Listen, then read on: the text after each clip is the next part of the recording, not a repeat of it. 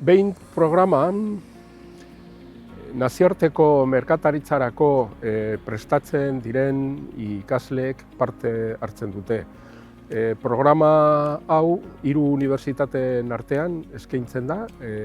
Euskadiko 3 unibertsitate esan nahi dute EHU, Mondragon Unibertsitateak eta Deustuko Unibertsitateak, eta industria sailak sustatzen du, bere elkarte baten bitartez.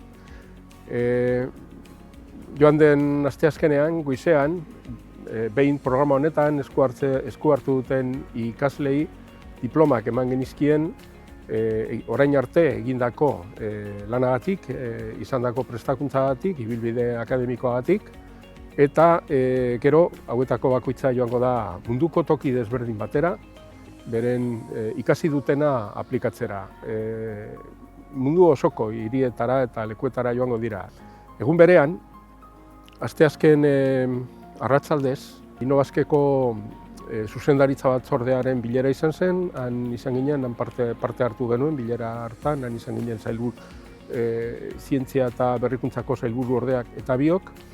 Eta gai zerrendan bazen puntu interesgarri bat, Innobasqueren plan estrategikoari dagokionez. Beste puntu batzuk egon ziren, baina gure ikuspuntutik bereziki interesgarri izan zen plan estrategikoari begira ezarritako zenbait lerro.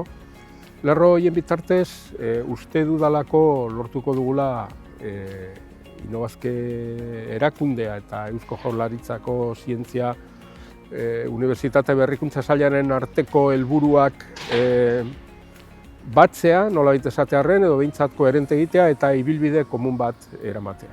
Ostegun goizean, Ikerbasqueren zientzia txostena aurkeztu genuen. Zientzia txosten honetan, urtero egiten den zientzia txosten honetan, Euskadiko zientziaren egoerari buruzko informazioa eskaintzen da. Aurten nik azpimarratu nituen batez ere, bi emaitz interesgarri. Alde batetik, ERC grant delakoak, gero eta gehiago direla Euskadin grant horiek edo proiektu horiek lortzen dituzten ikertzaileak. Oso selektiboak dira, diru kopuru handikoak dira eta prestigio handikoak ere bai.